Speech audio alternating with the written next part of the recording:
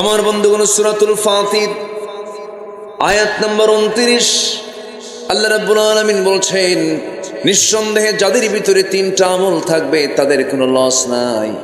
এর মধ্যে এক নম্বর হলো ইন্নাল্লাযীনা ইয়াতলুনা কিতাবাল্লাহ। যারা এক নম্বর, যারা আল্লাহর কালামকে সুন্দর করে যারা তেলাওয়াত করবে, জোরে বলে সুবহানাল্লাহ। যে বাড়িতে তেলাওয়াত আছে সেই বাড়িতে অসুখ থাকবে না। আল্লাহু আকবার বলবেন না? আমার দাদির তেলাওয়াত ছিল, নিজের চোখে দেখেছি। আমার দাদি 85 বছর বয়স পর্যন্ত খালি চোখে কোরআন পড়তেন। আমার বন্ধুগণ, দাদির যুগের মানুষগুলো সেই সময় কোরআন পড়তো। ফোরকানিয়া মাদ্রাসাগুলো ছিল গ্রামের মধ্যে, ঢুকলে পরে গুনগুন গুনগুন গুনগুন করে তেলাওয়াতের আওয়াজ কানে আসতো। কিন্তু সেই সোনালি দিনগুলো আজকে অতীত হয়ে গেছে, নাই। আজকে ভাবিরা ঘুম থেকে উঠে মাত্র সকাল 10টায়। কি ঠিক কিনা বলেন? অথচ রাসূল বলেছেন, বুরিকা লি উম্মতি ফি বুকুরিহা, আমার উম্মতের বরকতময় সময় হলো সকাল। আমার উম্মতের বরকতময় সময় কি বলেন? সকাল। সে সকালটা ঘুমে কাটায় দেয়। অসুখ তো হবেই, অসুখ বিসুখ ছুটবে না কখনো যদি কেউ সকালে ঘুম থেকে না উঠতে পারে। সব বরকত, সব রহমত সকাল। তাহলে অসুখ শরীর থেকে তাড়ানোর জন্য কি তেলাওয়াত দরকার বলেন তো? বলেন বলেন বলেন, কি তেলাওয়াত দরকার? আল্লাহ রাব্বুল আলামিন বলেন, ওয়ানুনাজ্জিলু মিনাল কুরআনি মা হুয়া শিফাউন ওয়া রাহমাহ। কোরআন নাজিল করেছি তোমাদের উপরে, এটাকে শেফা করে দিয়েছি, আরোগ্য করে দিয়েছি, রহমত করে দিয়েছি। সকল রোগের শেফা হলো এই কোরআন।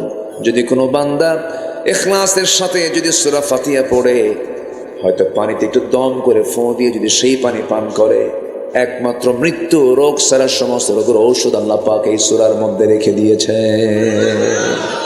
ছোটবেলায় মা পাঠাতো হুজুরের কাছে, যেতাম, একটু ফোঁটু দিয়ে নিয়ে আসতাম। যেই মাথা নিচু করে বলতাম, হুজুর একটু মাথায় ফোঁ দিয়ে দেন। কিন্তু হুজুর খুব চালাকি করতো, আস্তে আস্তে পড়তো, জোরে জোরে বলতো না। তো পরে বড় হয়ে চিন্তা করে দেখলাম, না, হুজুর চালাকির কারণ আছে। হুজুর যেটা পড়তো সেটা আমারও জানা আছে। তার নাম হলো সূরা ফাতিহা। তার নাম কি? সূরা ফাতিহা। সম্মানিত বন্ধুগণ, আজকে দিন যত যাচ্ছে কোরআন বোঝা জানা তত সহজ হয়ে যাচ্ছে। জোরে বলি সুবহানাল্লাহ। আজ থেকে 100 বছর আগে যে ব্যাখ্যা ছিল না, সেই ব্যাখ্যা আজকে সায়েন্স ডেভেলপ হওয়ার কারণে কোরআন আরো সুন্দর করে মানুষের সামনে উপস্থাপিত হচ্ছে। আল্লাহু আকবার বলে। যেমন ধরেন, আল্লাহ পাক বহু উদাহরণ দিয়েছেন। যেমন এক জায়গায় আল্লাহ পাক মশার প্রসঙ্গ টেনেছেন। কিসের প্রসঙ্গ টেনেছেন? মশা। তো কাফের মুশরিকরা বলল, কোরআনের মতো কিতাবে আবার মশার কথা দেওয়ার, মশার উদাহরণ দেওয়ার কি দরকার ছিল? মাযা আরাদাল্লাহু বিহাদা মাসালা, কি দরকার ছিল? এরকম করে তারা প্রশ্ন করলো। কিন্তু আল্লাহ যা বলেছেন কোরআনে, একটা ওয়ার্ডও, একটা হরফও বান্দার জন্য অতিরিক্ত করে নাজিল করেননি। সব এসেনশিয়াল, সব জরুরি। ঠিক কিনা বলেন? সব জরুরি। আল্লাহ রাব্বুল আলামিন বলেন, ইন্নাল্লাহা লা ইস্তাহি আন ইয়াদরিবা মাসালান মা বাউদাতান ফামা ফাওকাহা ফাআম্মা আল্লাযীনা আমানু ফায়া'লামুনা আন্নাহুল হাক্কু মির রাব্বিহিম وأما الذين كفروا فيقولون ماذا أراد الله بهذا مثلا يضل به كثيرا ويهدي به كثيرا يضل به كثيرا ويهدي به وما يضل به إلا الفاسقين। জোরে বলুন আল্লাহু আকবার। সূরাতুল বাকারা আয়াত নম্বর 26। আল্লাহ রাব্বুল আলামিন এখানে মশার দৃষ্টান্ত দিয়েছেন। যারা ঈমানদার তারা এর মধ্যে সত্যতা খুঁজে পেয়েছে। আর কাফেররা প্রশ্ন করেছে, কি দরকার ছিল এই সমস্ত মিসালগুলো দেওয়ার? মশা, এই মশাটাকে আমরা যদিও ছোট চোখে দেখছি, এখন আমি প্রশ্ন করব আমার ভাইয়েরা, মশারি যে টাঙ্গায়, এটা মশা টাঙ্গায় না, মানুষ টাঙ্গায়। হ্যাঁ, কারা টাঙ্গায় বলেন? মানুষ। মশা মানুষকে ভয় পায় না, মানুষ মশাকে ভয় পায়। বলেন, মানুষ মশাকে ভয় পায়। চিন্তা করে দেখেন, মানুষ, অথচ মশার ভয়ে রাতের বেলা জেলখানায় ঢোকে, চতুর্দিকে মশারি টাঙায়, আবার বেড একখানা হাতে নেয়। ওই যে যেটাতে মারে ওটাকে কি বলে?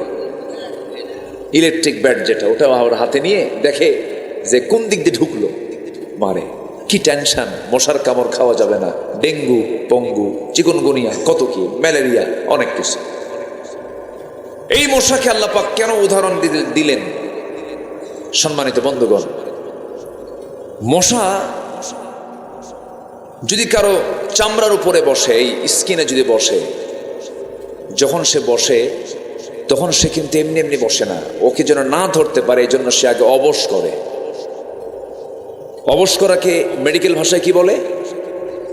অ্যানেস্থেসিয়া। আচ্ছা, কে যেন বললে কথাটা? আপনি বললেন? জি, আলহামদুলিল্লাহ। অ্যানেস্থেসিয়া বলে এটা মেডিকেলের ভাষায়।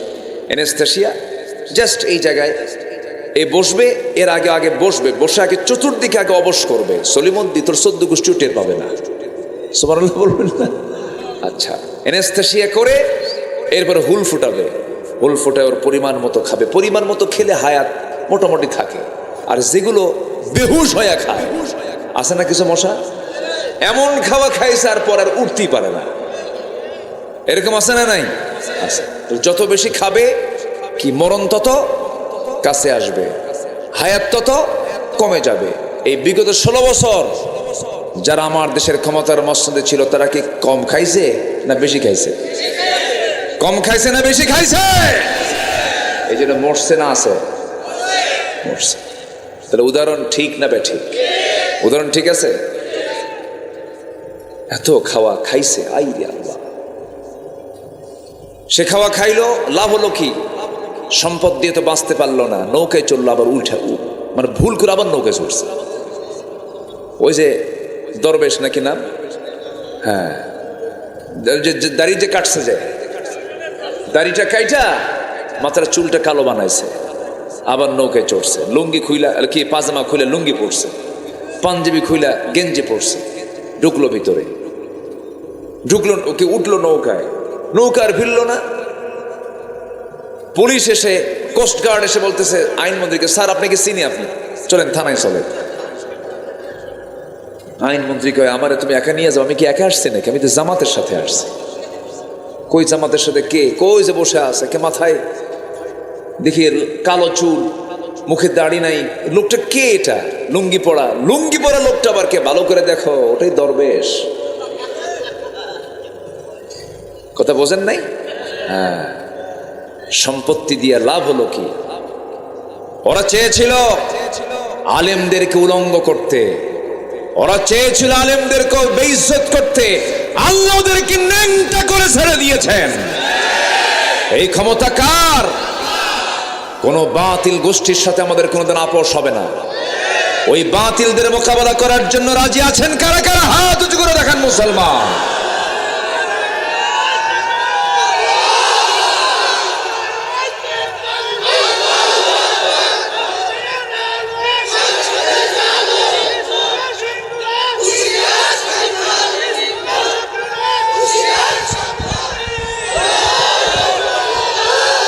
আল্লাহ কবুল করুন, জোরে বলি আমিন, আরো জোরে আমিন। দেখলাম তো অনেক কিছুই, সব দেখা শেষ। আমরা আগামী দেখতে চাই হলো কোরআনের বাংলাদেশ। যে কোরআন দিয়ে বাংলাদেশ সাজাতে চায় না, অথচ মুসলমান, সে মুসলমান নয়, সে মেকি ধরেছে, মেকি ধরেছে। সে সত্যিকারের মুসলমান হতে পারে না। মুসলমান যে সে কোরআন চাবে, মুসলমান যে সে কি চাবে? কোরআন চাবে। কোরআন কার? আসতে বলবেন না, কোরআনটা কার? আল্লাহ। কষ্ট দিচ্ছি নাকি আপনাদের? কোনো অসুবিধা নাই তো? জোরে বলি ইনশাআল্লাহ। আগে কমিটির যাওয়া লাগতো থানায় পারমিশন নেওয়ার জন্য, আর এখন থানা থেকেই ফোন দিয়ে বলে কিছু লাগবে কি ভাই? এই পরিবর্তন কে দিয়েছেন? এই পরিবর্তনকে কাজে লাগাতে হবে। যুবকরা, তোমরা অনেক রক্ত ঝরেছ, তোমাদের রক্তের এই প্রতিদান অবশ্যই জাতির দেওয়া উচিত। তোমাদের সামনে কাজ করতে হবে, অন্যের প্রতিবাদ করতে হবে। কোন জালিম তাগুতি শক্তির কোনোদিন উত্থান ঘটতে দেওয়া যাবে না, মাথায় রাখতে হবে এগুলো। আমি তো ভাবছিলাম যুব সমাজ মনে নষ্ট হয়ে গেছে, ইয়াবা টিয়াবা খায়, নেশা টেশা, ডিভাইস টেভাইস আসক্ত হয়ে গেছে, কিন্তু না, জাতে মাতাল তালে ঠিক। একদম গণভবনকে বলে দিয়েছে 45 মিনিটস গো আউট, ঠিক কিনা? না খেয়ে আসছে লাঞ্চ করবো গণভবনে গিয়া। একদম সত্যি ওরা লাঞ্চ করছে গণভবনে গিয়া, লাঞ্চ করছে, লাঞ্চ করেছে। সম্মানিত ভাইয়েরা, কষ্ট পাচ্ছেন নাকি আপনারা? যদি যদি ওই যুবকরা যদি সাহস হারিয়ে ফেলতো, যুবকদের হৃদয়ে যদি আল্লাহ ভয় ঢুকায় দিতেন, আজকে কি সিচুয়েশন তৈরি হতো বলেন? আল্লাহ তাআলা সরাসরি মদদ দিয়েছেন, আল্লাহ তাদের দিল থেকে ভয়টা তুলে দিয়েছিলেন। আল্লাহু আকবার বলেন। সাহায্যকার, সাহায্যকার এটা বলা যাবে না। আমরা আল্লাহর শুকরিয়া আদায় করব, আল্লাহর কৃতজ্ঞতা আমরা আদায় করব। জোরে বলি আলহামদুলিল্লাহ, জোরে বলি আলহামদুলিল্লাহ। সকল ফয়সালা কার? আল্লাহ। তাহলে আমরা আল্লাহর কালামকে তেলাওয়াত করব না ইনশাআল্লাহ? আল্লাহর কালাম তেলাওয়াত করব কি কম কম না বেশি বেশি? কোরআন শুনবো বেশি, গান শুনবো? গান শুনবেন কম কম, এটা কি কয় আবার? গান শোনা যাবে? গান মানুষকে মুনাফিক বানায়, নষ্ট করে ফেলে। গানের কাছে আমরা যাব না। জোরে বলি ইনশাআল্লাহ। তাহলে মশা খায় বেশি, মরেও তাড়াতাড়ি, নাম্বার 1। নাম্বার 2 হলো,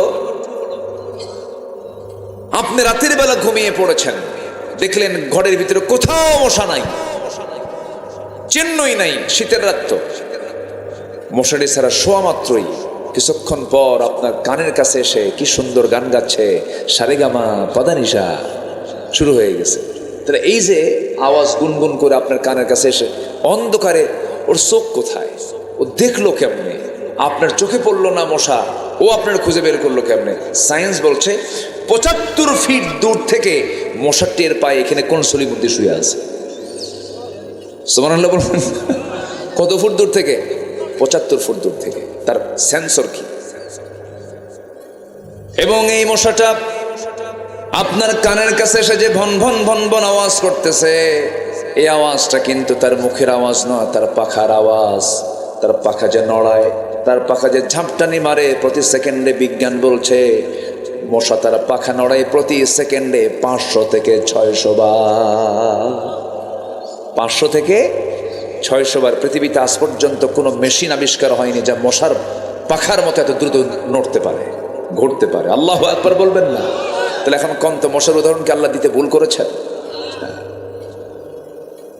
আমার বন্ধুগণ, নাম্বার 4 হলো, এই মশার কামড় খেয়ে একজন কাফের, তার ব্রেন পর্যন্ত ন্যাংরা মশা পৌঁছে গিয়ে তাকে কামড়ায় কামড়ায় শেষ করে দিয়েছে। সেই কাফেরটার নাম কি বলুন? আসতে বলবেন না। সেই কাফেরটার নাম কি? নমরুদ। এরকম করে আল্লাহ রাব্বুল আলামিন বহু মিসাল দিয়েছেন। আল্লাহ তাআলা মাকরসা নামে একটা সূরা নাজিল করেছেন, সূরাতুল আনকাবুত। সূরাতুল আনকাবুত। যারা আল্লাহকে বন্ধু না বানায়া অন্য কাউকে বন্ধু বানাবে, তাদের দৃষ্টান্ত হলো মাকড়সার মতো। আল্লাহ রাব্বুল আলামিন সুন্দর করে বলছেন, মাসালুল লাযীনা ইত্তাখাযু মিন দুনিল্লাহি আউলিয়া কামাসালিল আনকাবুত ইত্তাখাযাত বাইতান ওয়া ইন্না আওহানাল বুয়ুতি লাবাইতুল আনকাবুত লাউ কানু ইয়ালামুন। জোরে বলুন আল্লাহু আকবার।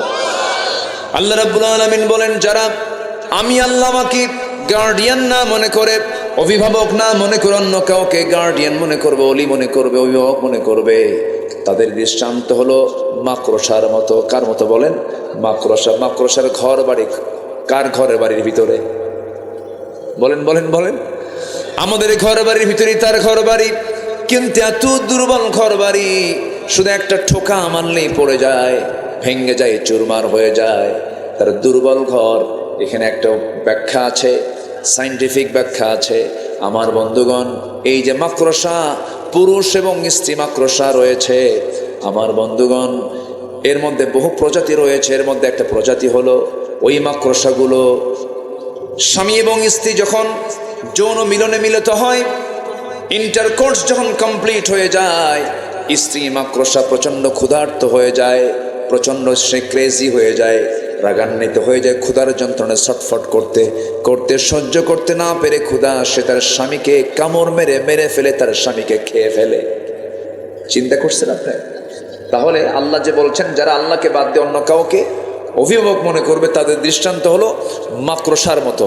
অর্থাৎ মাকড়সার সংসারটা এমন সংসার, বউ স্বামীকে খাইয়া ফেলে, বউ স্বামীকে খাইয়া ফেলে। তাহলে আল্লাহ পাক কত আগে এই দৃষ্টান্ত দিলেন। আজকে সায়েন্স ব্যাখ্যা বের করে কি সুন্দর ব্যাখ্যা করে কোরআনের অর্থকে আরো উজ্জ্বল করে দিয়েছে। আল্লাহু আকবার বলেন। সম্মানিত ভাইয়েরা, সম্মানিত বন্ধুগণ, আমরা কোরআনের সাথে সময় দেব বেশি। জোরে বলি ইনশাআল্লাহ, জোরে বলি ইনশাআল্লাহ। সাইয়েদনা ওমর ফারুকের নাম শুনছেন না সবাই? কয় নাম্বার খলিফা বলেন? কয় নাম্বার খলিফা? উনি কি আগে মুসলমান ছিলেন? রাসূলকে কি মহব্বত করতে গেছেন না মারতে গেছেন? চিন্তা করুন কি আইডিয়া তার ছিল। রাসূলকে মারার সিদ্ধান্ত যে লোকটা নেয়, কি হতে পারে? তিনি হয়ে গেলেন ইসলামের দ্বিতীয় খলিফা। বহুদিন আগে এক মাহফিলে বললাম, ওমরে ফারুককে চিনেন কে? সামনে থেকে ছোট্ট একটা বাচ্চা দাঁড়ায় বলে, হুজুর আমি চিনি। কে? আমাদের বাড়ির দোতলায় ভাড়া থাকে। বুঝলেন তো? বললাম, আম্মু তুমি 100তে 100 পাইছো, কারণ তোমার বুদ্ধি যদ্দূর উত্তরও তদ্দূর। সাইয়েদনা ওমর ফারুক রাদিয়াল্লাহু তাআলা সাধারণ কোনো মানুষ ছিলেন না, অসাধারণ হয়ে গিয়েছেন। কিসের কারণে? কোরআন তেলাওয়াতের কারণে। কোরআন তেলাওয়াত করেছেন, কোরআন তেলাওয়াত শুনেছেন তিনি। আমার বন্ধুগণ, আমর ইবনে হিশাম ঘোষণা করে দিল ওরফে আবু জেহেল। আমর ইবনে হিশাম ওরফে আবু জেহেল ঘোষণা করলো, কে আছো মুহাম্মদ বিন আব্দুল্লাহকে দুনিয়া থেকে বিদায় করে দেবে? কেউ সাহস পায় না। খাত্তাবের ছেলে ওমর, 2 ওমর, আবু জেহেলের নামও আমর, এনার নামও ওমর। সঙ্গে সঙ্গে ওমর ইবনে খাত্তাব বললেন, আবু জেহেল চিন্তা করো না, এই সিদ্ধান্ত আমি নিলাম, আমি তাকে মেরে ফেলবো। নাঙ্গা তরবারি নিয়ে বের হয়ে গেছেন ওমর ফারুক রাদিয়াল্লাহু তাআলা রাসূলকে মারার জন্য। কিন্তু তিনি যখন নবীর দরবারের দিকে রওনা করলেন, একজন সাহাবী বলে ফেলেন, ওমর তুমি কোথায় যাও? তোমাদের নবীকে দুনিয়া থেকে বিদায় করার জন্য যাচ্ছে। তুমি কি জানো তোমার বোন ভগ্নিপতি সহ কালিমা পড়ে মুসলমান হয়ে গেছে? এই একটা কৌশল করলেন, লাইনটা চেঞ্জ করে দিলেন। ওমরে ফারুক আগে বোনের বাড়ির দিকে রওনা করলেন, এদিকে দৌড় মেরে গিয়ে রাসূলকে বলছেন, হুজুর ওমর আসতেছে নাঙ্গা তরবারি নিয়ে আপনাকে মেরে ফেলার জন্য। রাসূল বলছেন, সাহাবীরা টেনশন করো না, ওমরের দিলটা আল্লাহ রাব্বুল আলামিন কোরআনের জন্য কবুল করে নিয়েছে। জোরে বলে সুবহানাল্লাহ। কোরআন এটা যে কত বড় মহা উপহার আল্লাহর পক্ষ থেকে, কোরআনটার সঙ্গে আমরা সম্পর্ক রাখবো। জোরে বলি ইনশাআল্লাহ। তাতে কোনো লস, তাতে কোনো লস মনে আছে কিনা আপনাদের? সূরা ফাতির 29 নম্বর আয়াত, 3 কাজে লস নাই। এর মধ্যে 1 নম্বর আলোচনা শুরু হয়ে গেছে। কিন্তু একটু কান লাগাবেন সবাই, একটু মনোযোগ দিয়ে শুনবেন। আমার বন্ধুগণ, সাইয়েদনা ওমর ফারুক রাদিয়াল্লাহু তাআলা আনহু দরজার কাছে গিয়ে নক করলেন। নক করার আগেই তিনি ভিতর থেকে কিছু আশ্চর্যজনক কিছু আয়াত তার কানে চলে আসলো। আয়াতগুলো শুনলেন, দিলটা নরম হলো, কিন্তু রাগ তো কমে নাই। দরজা খোলার সঙ্গে সঙ্গে বোনকে চপেটাঘাত করে জমিনে ফেলে দিলেন। বোন মার খেয়ে রক্তাক্ত হয়ে বলছে, ভাই রে, তোমার দেহে যার রক্ত, আমার দেহ সেই পিতার রক্ত, তুমি সেই পিতার সন্তান, আমি যে পিতার সন্তান। আজকে তুমি যদি আমাকে মারতে মারতে দুনিয়া থেকে বিদায়ও করে দাও, আমি যে আল্লাহর কালামের মজা পেয়েছি, দিনের যে মজা পেয়েছি, আল্লাহর দিন থেকে 1 চুল পরিমাণ আমি তোমার বোন কখনো নড়বো না। জোরে কোন সুবহানাল্লাহ। ওমর ফারুক মনে মনে চিন্তা করে, হারে কি চেতনা লালন করেছে, ভাইয়ের সম্পর্ক ছিন্ন করতে চায়। কি যেন শুনলাম, চট করে বলা হলো, হে আমার বোন শোনো, কি তেলাওয়াত করতেছিল তোমরা, আমারে দাও তো দেখি। লুকিয়ে থাকা তার ভগ্নিপতি চট করে আড়াল থেকে বের হয়ে এসে বলতেছে, ও ওমর, তোমার জন্য রাসূল গতকালকে দোয়া করেছেন, মনে হয় তোমার জন্য আল্লাহ পাক দিলটা নরম করে দিয়েছেন, আল্লাহ পাক তোমার জন্য কবুল করে নিয়েছেন। যখন তার সামনে সূরা তাহা দেওয়া হলো, সূরা তাহা পড়ছেন, একটা করে আয়াত পড়ছেন, ওমরে ফারুক কাঁদতেছে।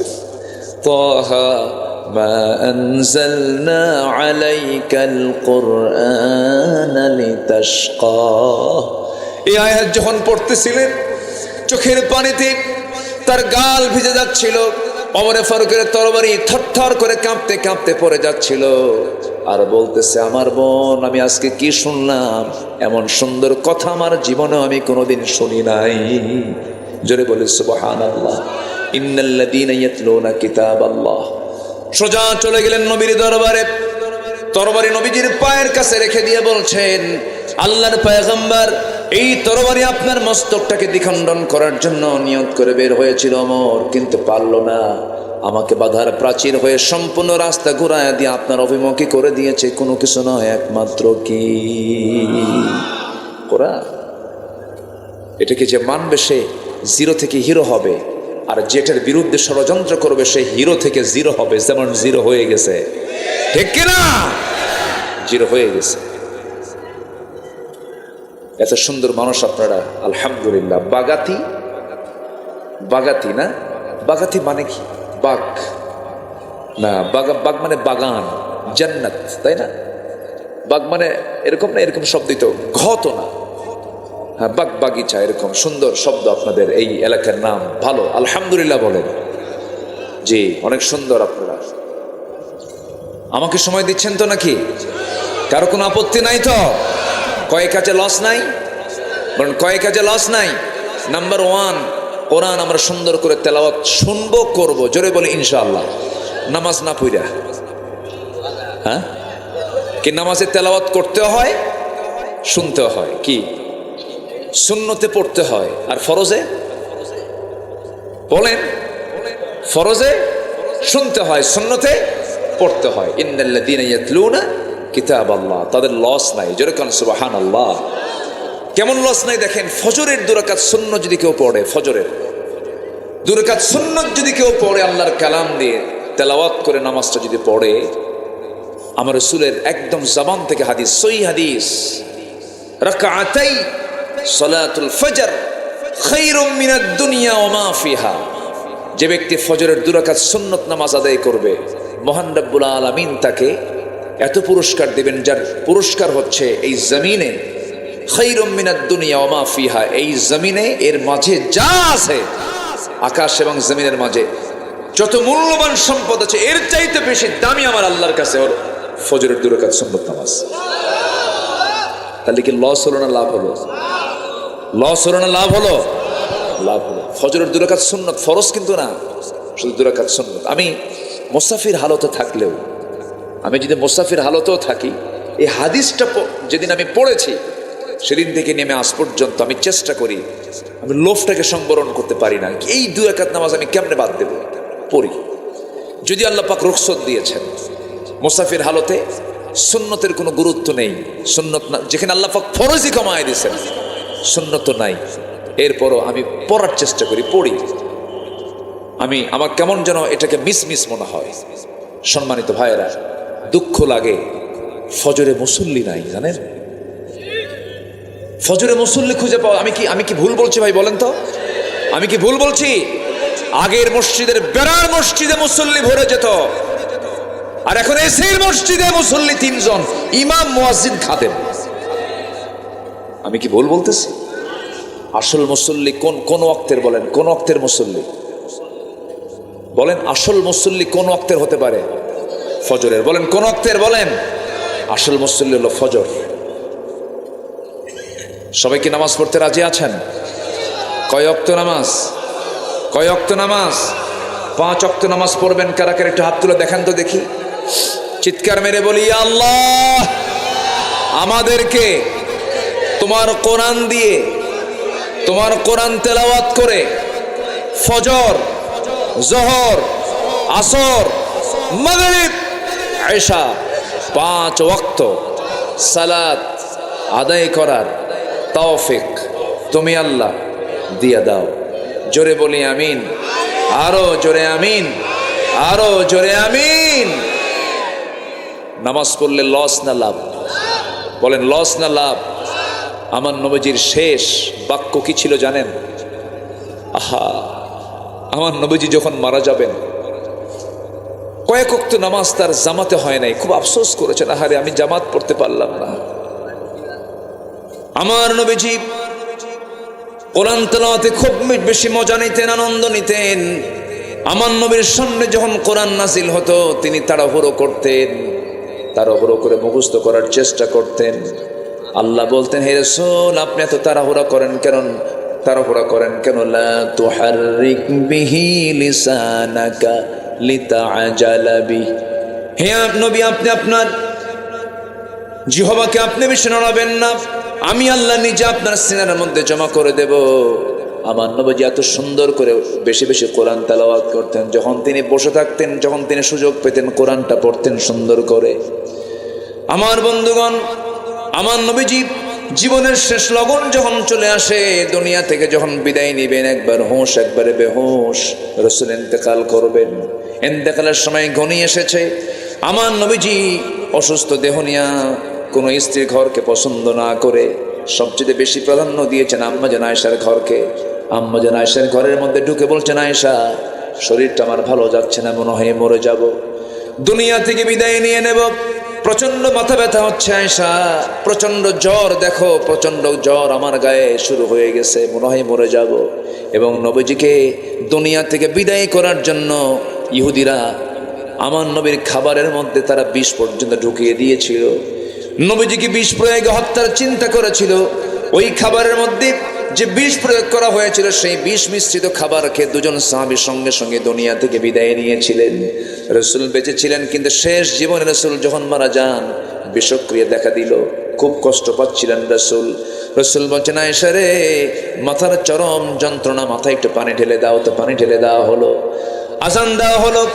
সাইয়েদনা বেলাল যখন আজান দিলেন, নবীজি অভ্যাস অনুযায়ী আস্তে করে উঠে মসজিদে যাওয়ার জন্য প্রিপারেশন নিচ্ছিলেন। এমন সময় আম্মা জান আয়েশা দেখেন রাসূল মাথা ঘুরে পড়ে যেতে নিচ্ছেন, চট করে ধরে ফেললেন আর বলছেন, আমার স্বামী ইয়া রাসূলুল্লাহ আপনি বুঝি আর জামাতে নামাজ পড়তে পারবেন না?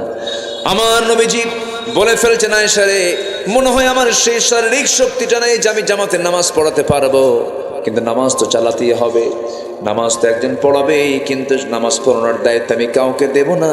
তোমার আব্বা আবু বকরকে বলো আমার মুসল্লায় যেন দাঁড়ায় নামাজটা আদায় করে নেয়। রাসূল নেতৃত্ব দিয়ে সৃষ্টি করেছেন নামাজ থেকে। কিসের থেকে বলেন? নামাজ থেকে। সমাজের নেতৃত্ব আসতে হবে কিসের থেকে বলেন? নামাজ থেকে। যে সমাজের নেতৃত্ব নামাজ থেকে আসবে না তারা হবে চোর। তারা হবে কি? চোর। চাঁদাবাজি এখনো আছে না নাই? এখনো আছে, ট্রান্সফার হয়েছে, শুধু ব্যক্তি ট্রান্সফার হয়েছে। সাবধান হন, সাবধান হন। গাছের গোড়ায় নড়া দিছে, মামা বাড়ি দিল্লি গিয়ে পড়ছে। 25 বছর আগের বক্তৃতা করেছিলেন আল্লামা সাঈদ রাহিমাহুল্লাহ। গাছের গোড়ায় নাড়া দেব, মামা বাড়ি দিল্লি গিয়ে পড়বা। এই যে সিচুয়েশন তৈরি হয়েছে, আসুন দেশটাকে সুন্দর করে সাজাই। চাঁদাবাজি, টেন্ডারবাজি, পুকুর দখল, জমি দখল, এগুলোকে না বলুন। যদি জুলুমের মাত্রা বেড়ে যায় আবার কিন্তু নাড়া দিয়ে আবার আরেক জায়গায় পাঠায় দেবে, ঠিক কিনা? এজন্য সতর্ক হওয়া দরকার। সতর্ক হব আমরা। জোরে বলি ইনশাআল্লাহ, জোরে বলি ইনশাআল্লাহ।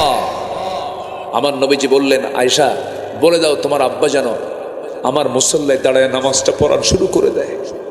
ইমাম চেঞ্জ হয়ে গেছে, সাহাবায়ে কেরাম কান্নায় অস্থির হয়ে গেছে, সাহাবীরা কাঁদতেছেন, নবীজির কানে কান্নার আওয়াজ চলে আসছে। যারা মদিনা যারা জিয়ারা করেছেন, নবীজির হুজরাখানা যেটা ছিল সেটাই হলো এখন মাকবারা।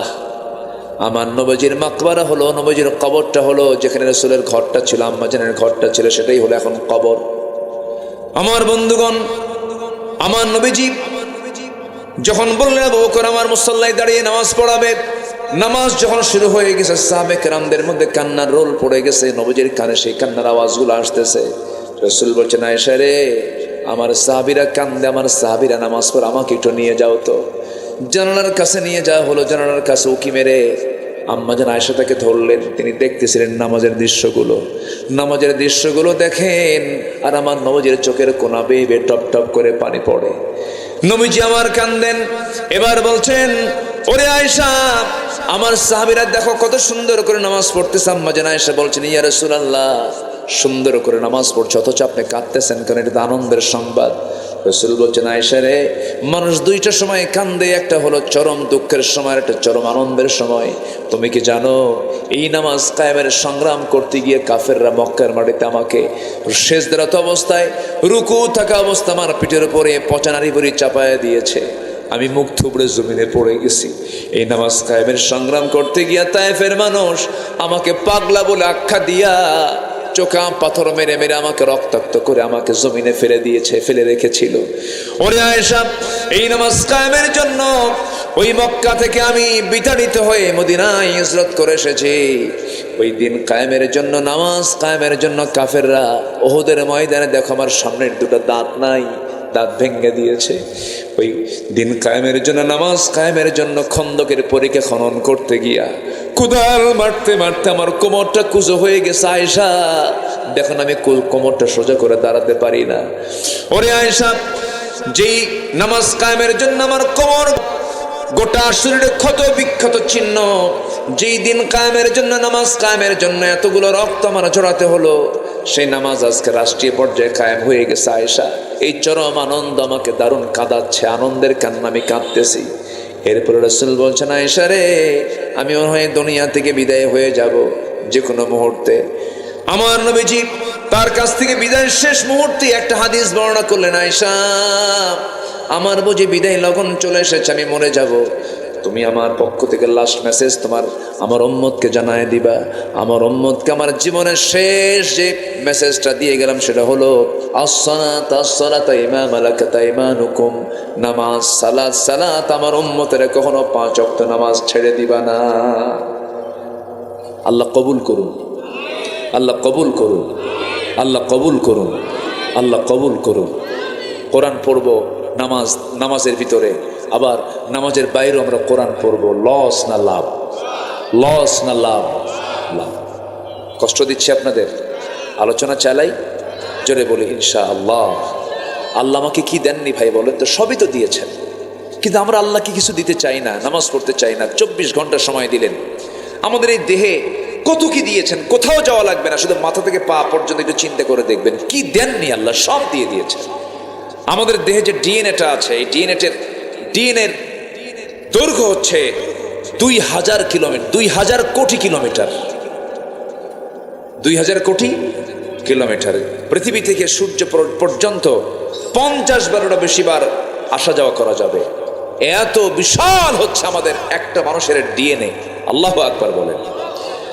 সম্মানিত ভাই, আমাদের দেহে যে কোষ আছে, এই কোষের সংখ্যা হলো প্রায় 37.2 ট্রিলিয়ন।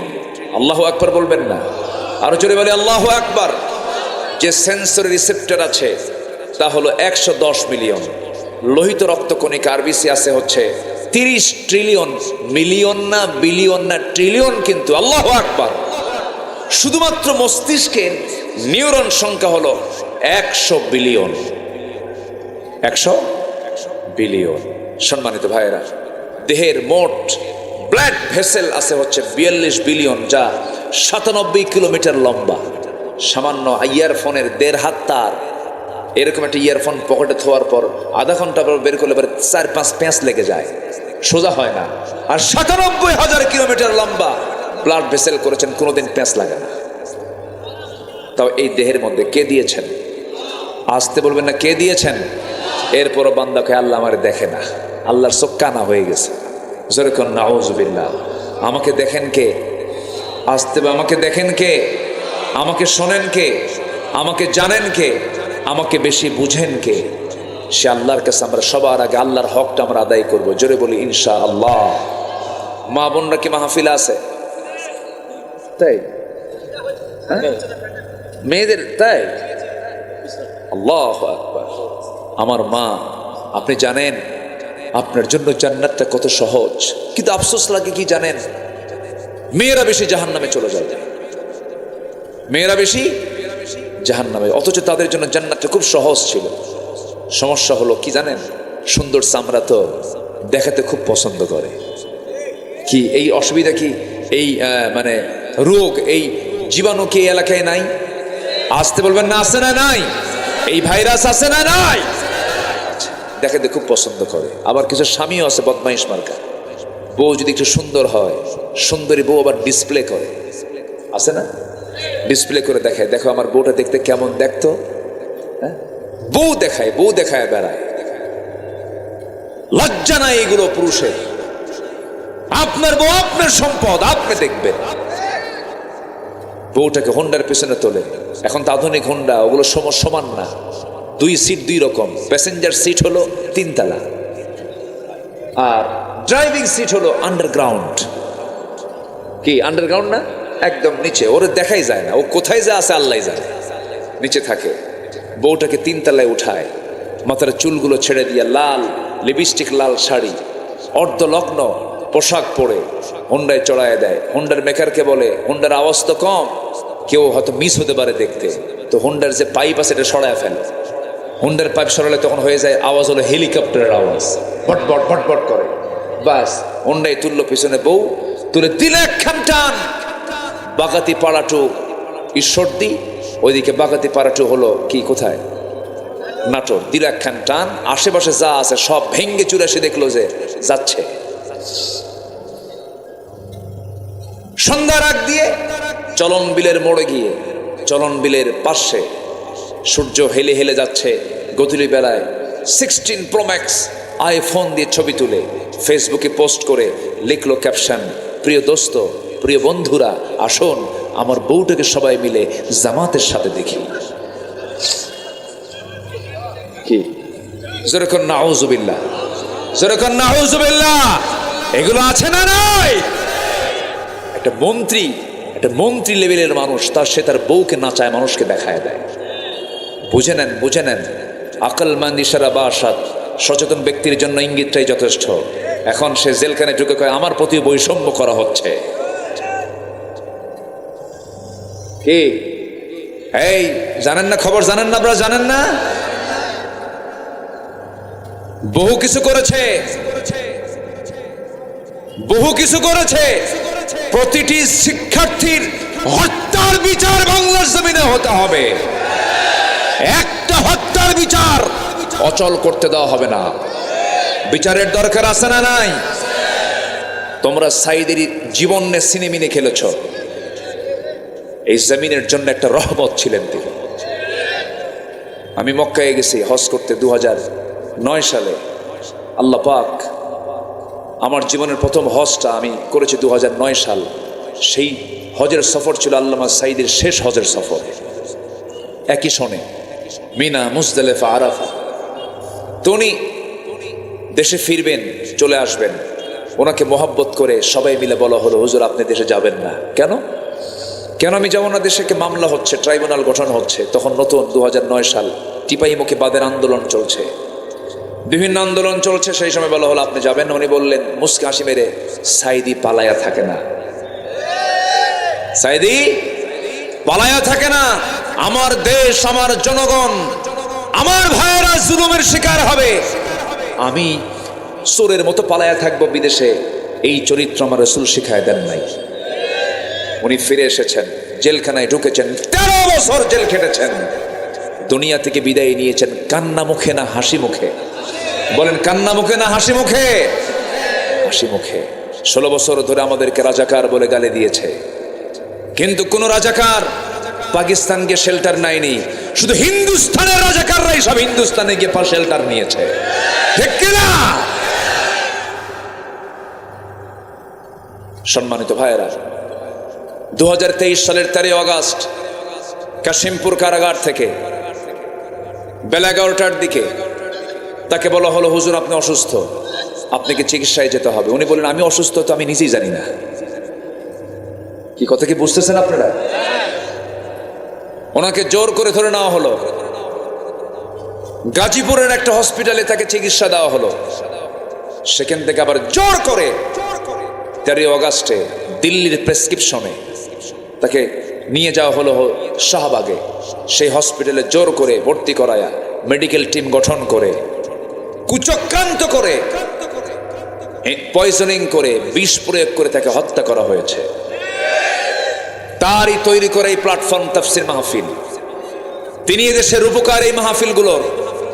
এই প্ল্যাটফর্ম থেকে আমরা সুস্পষ্ট ভাষায় জানান দিতে চাই, অবিলম্বে আল্লামা সাঈদীর খুনের সঙ্গে যারা জড়িত দৃষ্টান্তমূলক শাস্তি দেওয়া হোক। এমতের পক্ষে রাজি আছেন কারা কারা? হাত উঁচু করে দেখান মুসলমান।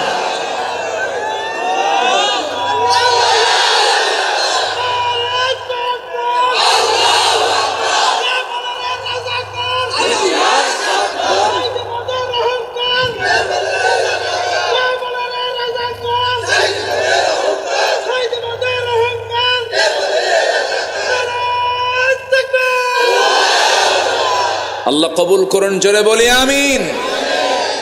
আমাদেরকে 16 বছর স্লোগান পর্যন্ত দিতে দেয়নি। 18 বছর যাবৎ প্যারেড ময়দানের মাহফিল বন্ধ ছিল। 18 বছর এবছর শুরু হচ্ছে, আলহামদুলিল্লাহ বলেন। 27 ও 31 জানুয়ারি পর্যন্ত, 27, 28, 29, 30, 31, 5 দিন ব্যাপী। আমি প্রথম দিন সেখানকার মেহমান আছি। সিলেট আলিয়া মাদ্রাসা মাঠের মাহফিল চলে গেছে এমসি কলেজ মাঠে, আরো বড় মাঠ। ওই প্রোগ্রামটা আমি প্রথম দিন ছিলাম।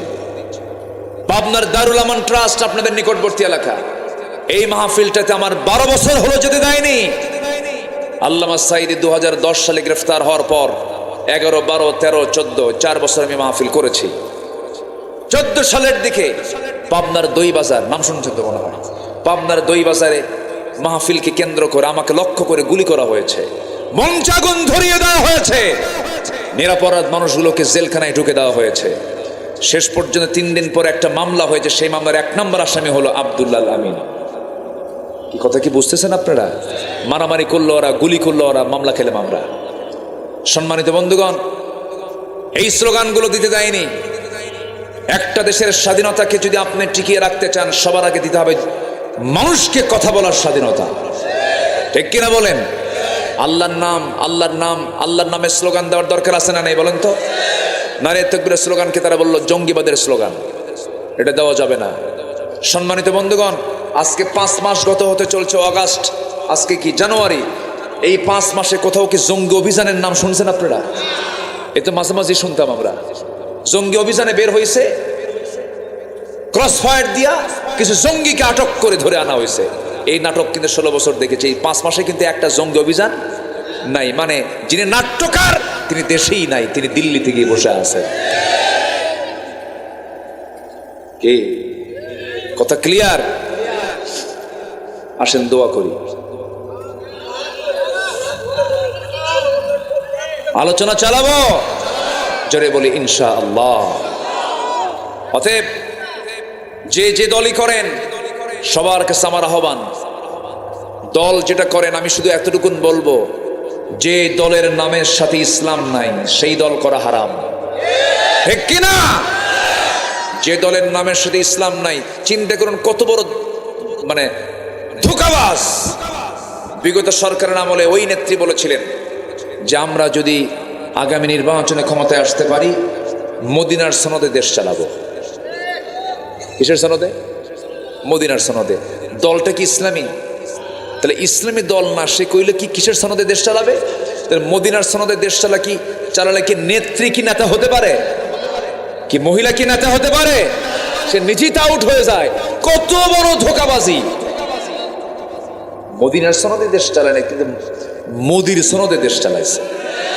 কিসের সনদে? মোদির সনদে। শুধু নয় কেন্না বাদ গেছে।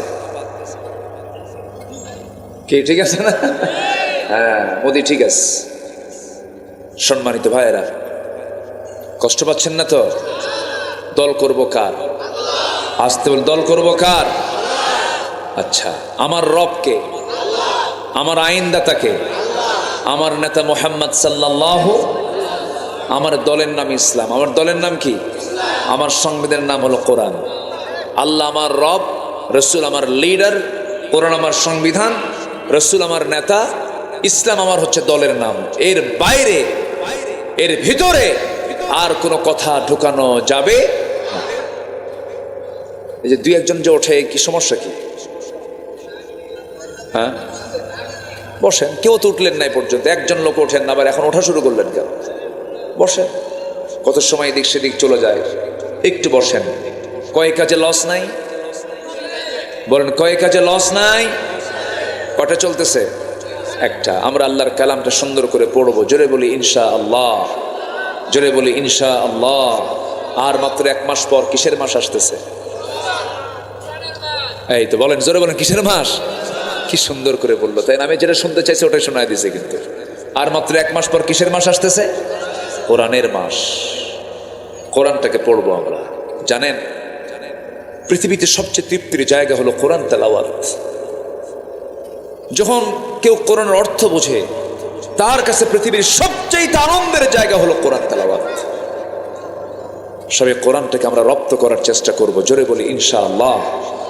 সায়েন্সের সূত্র জানলেন, কমার্সের পড়া পড়লেন, MBA করলেন, BBA করলেন, আইন পড়লেন, প্যানেল কোর্টের আইনগুলো মানে পড়ামট মুখস্থ করলেন, এত কিছু জানলেন, আপনি কোরআনের ভার্স আপনি জানলেন না। আপনি বড় পড়া কপাল।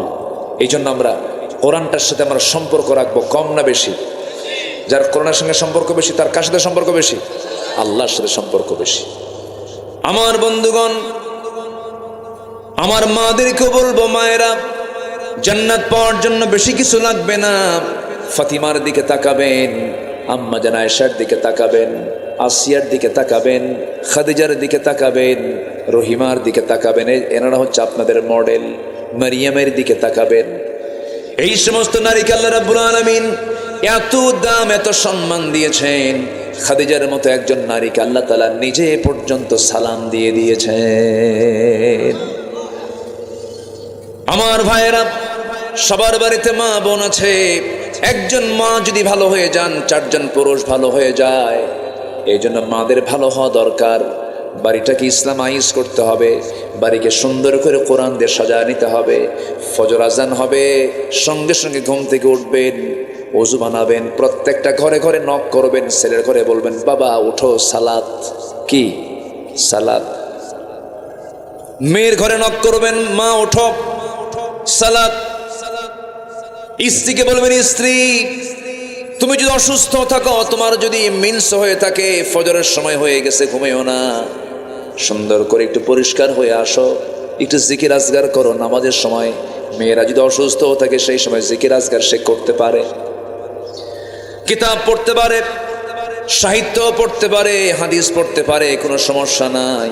কিন্তু মেয়েদের একটা সমস্যা হলো, মেয়েদের যদি অসুখ হয়, মেয়েরা 3 দিন থেকে 10 দিন পর্যন্ত নামাজ পড়তে পারবেন না। এটা আল্লাহ পাক মানাই করে দিয়েছেন, তোমাদের নামাজের কোনো দরকার নাই। কিন্তু মেয়েরা সেই 10 দিন ঠেলতে ঠেলতে 20 দিন পর্যন্ত নিয়ে যায়। ওই দেখেন পিছনে একজন হাসতেছে, কি ঠিক আছে না? ঠেলতে ঠেলতে কয়দিন নিয়ে যায়? 20 দিন নিয়ে যায়। কেন এটা? আপনি কি বোঝেন না আপনার জন্য নামাজ কত বড় ফরজের কাজ? আমার মা, 1 ওয়াক্ত নামাজ যদি কেউ ইচ্ছা করে কাজা করে, সারা জীবন 24 ঘন্টা নফল নামাজ পড়লেও 1 ওয়াক্ত ফরজের সমান হবে না। 1 ওয়াক্ত ফরজের দাম যে কত বেশি, যদি কোনো বান্দা বুঝতো, সব কাজ ফেলে দিয়ে বান্দা নামাজের জন্য অপেক্ষায় থাকতো। যেরকম সুবহানাল্লাহ। আমার মা, নামাজ ছেড়ে দেওয়া যাবে না কখনো। নামাজকে অবহেলার চোখে দেখা যাবে না। যখন আপনার মেন সেরে যাবে, আপনি যখন সুস্থ হয়ে উঠবেন, সঙ্গে সঙ্গে গোসলটা করে নেবেন, নামাজের জন্য প্রিপারেশন নিয়ে নেবেন। আল্লাহ আপনাকে সুযোগ দিয়েছেন বলে সেই সুযোগের সন্ধান করতে করতে সময়টাকে লস করবেন না, নামাজটাকে নষ্ট করবেন না। আমার মায়েরা, খাদিজাকে ফলো করবেন, ফাতিমাকে ফলো করবেন। নবীজি তার 2টা মেয়েকে বিয়ে দিয়েছেন। একটা মেয়েকে বিয়ে দিয়েছেন বড় ধনীর সাথে, আরেকটা মেয়েকে বিয়ে দিয়েছেন বড় গরিবের সাথে। কিন্তু কোনো মেয়ে কি নবীর কাছে এসে কোনোদিন অভিযোগ দিয়েছে নাকি? কেউ আব্বা ওই জামাই আপনার ধনী, আপনি আমার গরিব জামাইয়ের সঙ্গে বিয়ে দিলেন কেন? এরকম কথা কোনোদিন বলেন নাই। বরঞ্চ নবীজির 4টা মেয়ের মধ্যে সবচেয়ে ছোট মেয়েটাকে রাসূল সবচেয়ে বেশি পছন্দ করতেন। আদরের দুলালি ফাতিমা, আমার রাসূল তাকে খুব মহব্বত করতেন। সেই মেয়ে ফাতিমাকে বিয়ে দিয়েছেন ধনী ঘরে না গরিব ঘরে? বলেন, ধনী ঘরে না গরিব ঘরে?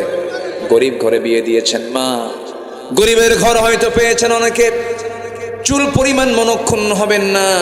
চুল পরিমাণ স্বামীকে খোঁটা দিবেন না, স্বামীকে গালমন্দ করবেন না।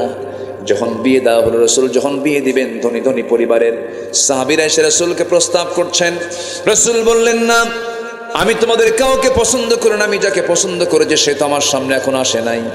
সবার শেষে সাইয়েদনা আলী নবীর সামনে এসে দাঁড়ালেন।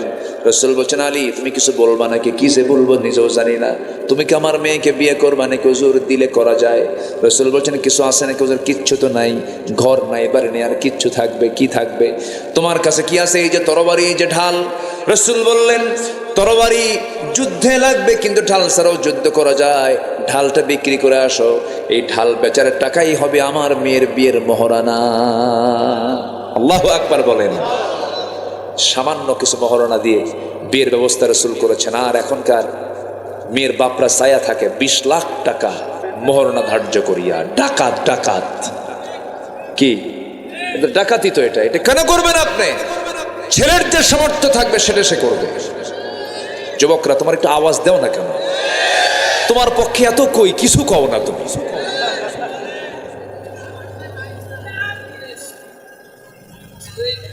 বিশ 30 লাখ টাকা ছায়া বসে থাকে। ছেলের যে সামর্থ্য হবে তাই সে দেবে, ঠিক কিনা বলেন? কেন করে জানেন? মেয়ের বাপরা কেন করে জানেন? যদি তালাক হয়, দেখেন বিয়ে হয় নাই, ওর নিয়ত দেখেন।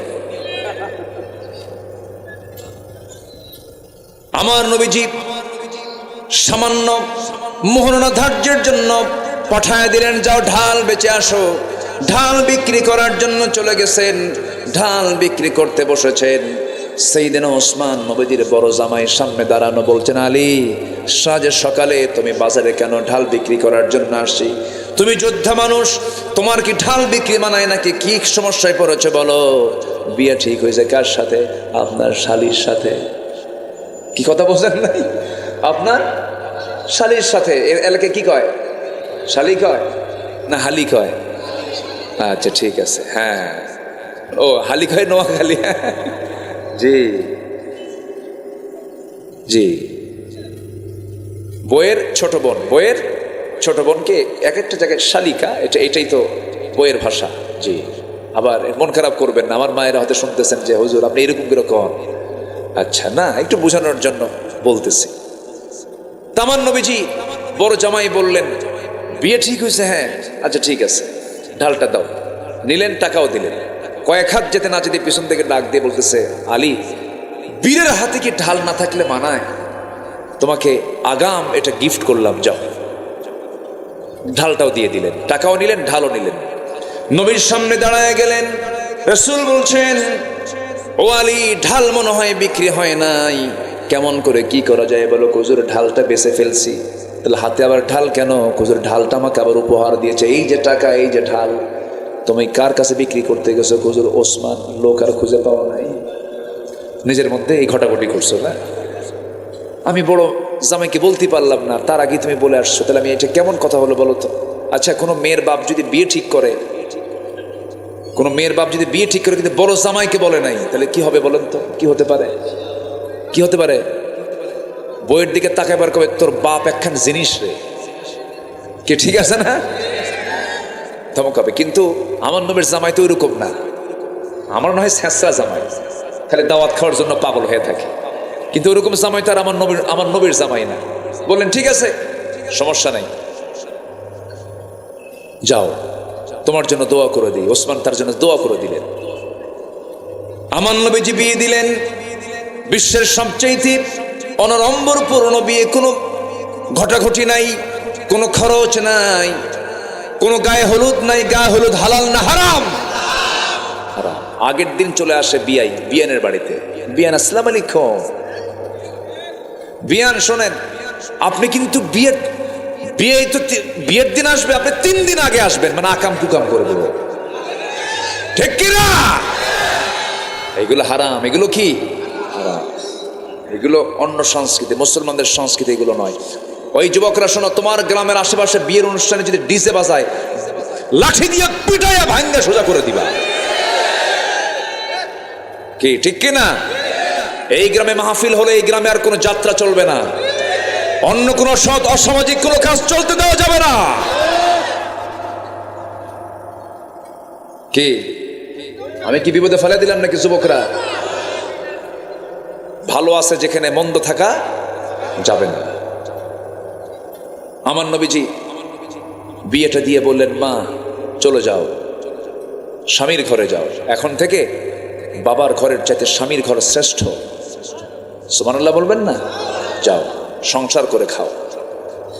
কিন্তু আমার মেয়ে শোনো, এই যে বিয়ে দিলাম, স্বামীর ঘরে চলে যাচ্ছ, স্বামী তোমাকে আমি এমন স্বামী দেই নাই যে স্বামীটা তোমার জন্য খারাপ হবে। আমি জানি আমার আলী কেমন। এই যে বিয়ে দিলাম, মৃত্যুর দিন পর্যন্ত স্বামীর বিরুদ্ধে একটা নালিশ যেন আমার কানে না আসে। আর আজকের মেয়ের বাপরা বিয়ে দিয়ে বলে, মা যা, মোবাইল নিয়ে থাকবি, যদি কোনো কিছু হয় শুধু খবর দিবি, খাইয়া ফালাবো। কি আছে না নাই বলেন তো? অশান্তি, এগুলো করা যাবে না। স্বামী স্ত্রী বন্ধনটা হলো জান্নাতি বন্ধন। এই জায়গায় অন্য কেউ ঢুকলি কি শান্তি না অশান্তি? স্বামী স্ত্রীর ঝুট ঝামেলা মিটাবে কয়জন? দুইজনই। বলেন কয়জন? দুইজনই।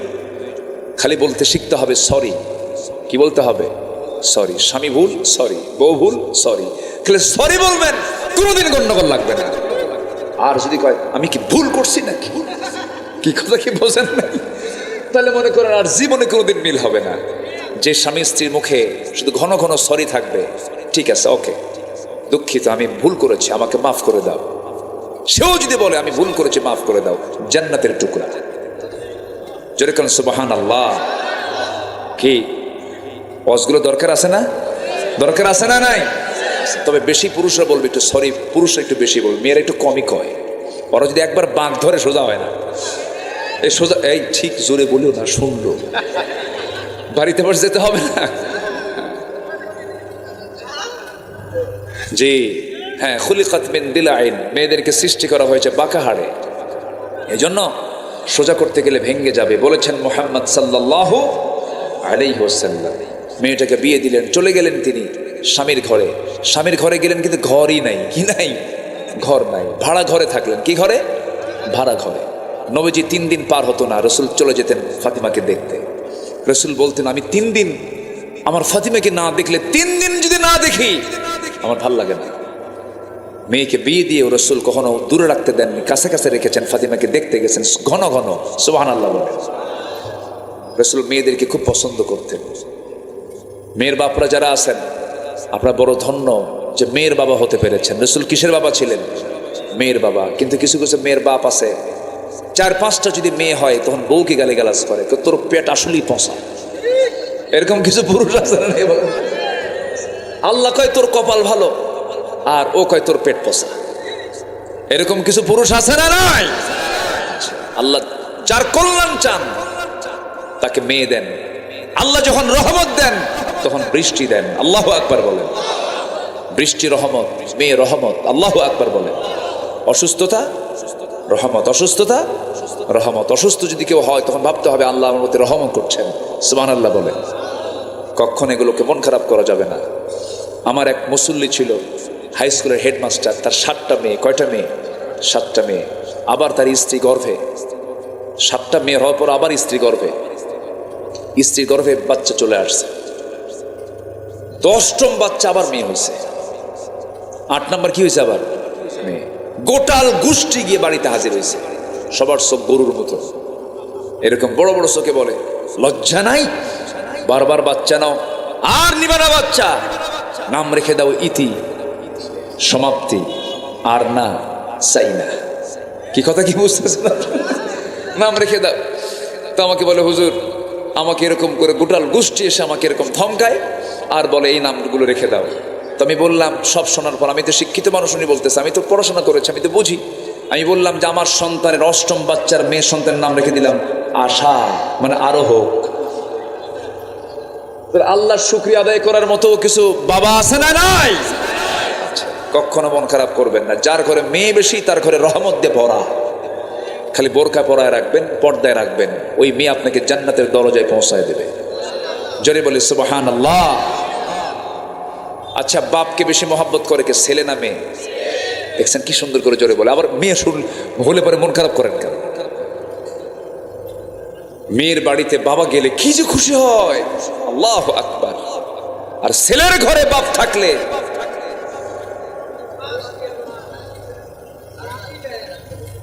কি জায়গা মতো দিলাম, কিন্তু কি ঠিক কিনা? খুব সমস্যা। এই ছেলেরা বাবার সঙ্গে এগুলো করা যাবে না, মার সঙ্গে এগুলো করা যাবে না। এই নাটোরে কোথায় যেন একটা মাহফিল, গুরুদাসপুর মনে হয়, গত বছর একটা চিঠি আমাকে দিল এক মহিলা, 72 বছর বয়স। বলে হুজুর আমার বয়স 72 বছর, আমার তিনটা ছেলে একটা মেয়ে, মেয়েকে বিয়ে দিয়েছি, আর 3টা ছেলে আমার বিয়ে করেছে, ওদের ঘর আমার ঘরের সঙ্গে লাগানো। 3টা ছেলের ঘর থেকে রান্না বান্না হয়, সে রান্নার গন্ধ এসে আমার কানে নাকে ধাক্কা লাগে। এই বুড়ো বয়সে আমি একা রান্না করি, হুজুর একটু দোয়া করবেন আল্লাহ যেন আমার ছেলেদের হৃদয়টা নরম করে দেয়। দুঃখ, বুড়ো বয়সে মার কপালে আবার রান্না করতে হয়, এরকম অসংখ্য পরিবার মনে হয় নাই? আসতে বলবেন না, আছে না? নাই। এগুলো খুব কঠিন ব্যাপার, এটা আল্লাহর কাছে চাইতেও হবে, বলতে হবে। খুব কঠিন একটা বিষয়। অনেক মা, অনেক সন্তান আছে বইয়ের সামনে মাকে ছোট করে, আছে না? আছে না? নাই। মার মন তো আকাশের মতো, জানো, মার মন তো আকাশ, মা তবুও মন খারাপ। এগুলো মাথায় রাখবেন। পৃথিবীর কোনো মানুষকে ছোট চোখে দেখবেন না। আপনি কি জানেন আপনার জান্নাতটা মার ওই পায়ের নিচে আল্লাহ পাক রেখে দিয়েছেন? জোরে করেন সুবহানাল্লাহ, আরো জোরে বলেন সুবহানাল্লাহ। আমার একটা ছোট্ট আল্লাহ পাক ছেলে দান করেছেন, একটু বড় হয়েছে, হাফেজ হয়েছে। একদিন মার সঙ্গে দেখি যে খুব চোখ রাঙ্গায় কথা বলে, হয় না? এরকম করে না, বাচ্চারা করে, চোখ রাঙ্গায় কথা বলে। আমি আস্তে করে ছেলেটার হাত ধরলাম, ধরে বললাম, বাবা তুমি কি জানো তোমার মায়ের এই পাটার দাম কত? তোমার মায়ের এই পায়েরটার দাম কত তুমি জানো? তোমার এই মায়ের এই 2 পায়ের নিচে আল্লাহ পাক জান্নাত রেখে দিয়েছে। এত দাম তোমার মায়ের এই পায়ের। বাইরে পরিবারে ইসলাম শিখাবেন, দিন শিখাবো আমরা। জোরে বলি ইনশাআল্লাহ, আরো জোরে বলি ইনশাআল্লাহ। আল্লাহ কবুল করুন, জোরে বলি আমিন। আমার মা নামাজ পড়বেন, পর্দায় থাকার চেষ্টা করবেন, দিন মানবেন, কোরআনটাকে ফলো করবেন, গোটাল বাড়িটাকে কোরআন দিয়ে সাজায় ফেলবেন। ছেলেকে বলবেন, বাবা আজকে তোমার চোখ দিয়া, কান দিয়া আর অন্তর দিয়ে কি কি গুনাহ করছো কও। বুঝেন নাই? রাতের বেলা খবর নেবেন, তুমি আজকে তোমার চোখ দিয়া, কান দিয়া আর অন্তর দিয়ে কি গুনাহ করছো কও। ইন্নাস সামআ ওয়াল বাসরা ওয়াল ফুআদা কুল্লু উলাইকা কানা আনহু মাসউলা। বলবেন, বাবা আজকে কি হাদিস পড়েছো? না। আজকে কি কোরআন পড়েছো? না। তুমি কি আজকে নামাজ 5 ওয়াক্ত নিয়মিতভাবে সময় মতো পড়েছো? আব্বা পড়ছি, কিন্তু নিয়মিত হয় নাই, কালকের থেকে নিয়মিত করবা। আমার দিন আজকে যা হবে, কালকের দিনটা হতে হবে অনুন্নত না উন্নত? বলেন বলেন বলেন বলেন। আজকে যতবার মিথ্যা কথা বলেছি, কালকে আমার মিথ্যার পরিমাণ কি বাড়বে না বন্ধ হবে? বন্ধ হবে। এইভাবে আমরা আমাদের জীবনকে উন্নত করার চেষ্টা করি। সম্পদ বৃদ্ধি জীবনের উন্নতি নয়, ঈমান বৃদ্ধি, উন্নত চরিত্র হলো মানুষের মূল বৃদ্ধি, মূল বরকত। আল্লাহ কবুল করুন, জোরে বলি আল্লাহুম্মা আমিন। এই মাহফিল কত বছর যাবত চলে? ফাহিম কোথায়? ফাহিম, হ্যাঁ ফাহিম খুব টেনশনে ছিল যে মাহফিল হুজুর আসে কিনা। হ্যাঁ ফাহিম আমাকে কতবার ফোন দিছে, কত টেনশন একটা মাহফিল করতে গেলে, কত পেরেশানি। আল্লাহ তুমি এই মাহফিলকে কবুল করো, জোরে বলি আল্লাহুম্মা আমিন।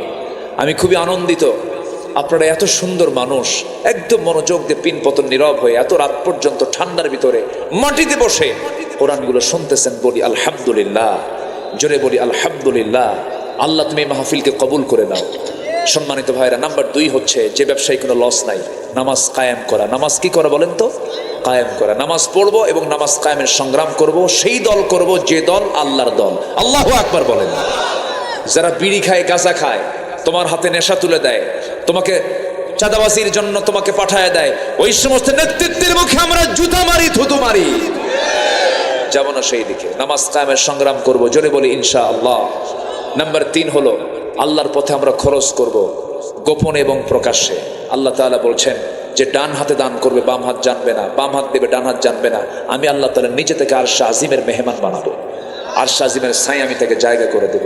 আসুন না আমরা এই 3টা আমল করি। 1 নম্বর হচ্ছে তেলাওয়াত করব কার কালাম?